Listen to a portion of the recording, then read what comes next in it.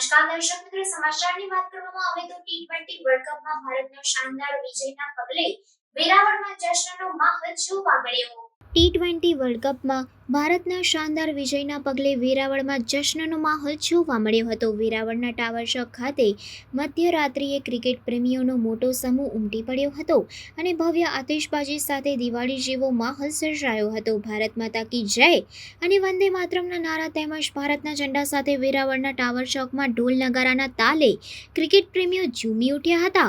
ભારતમાં મધ્યરાત્રિએ દિવાળીની ઉજવણી કરવામાં આવી હતી। રોહિત શર્મા એન્ડ ટીમે સ્વપ્ન પૂરું કર્યું, જે 11 વર્ષથી પૂર્ણ થવાની રાહ જોવાતી હતી।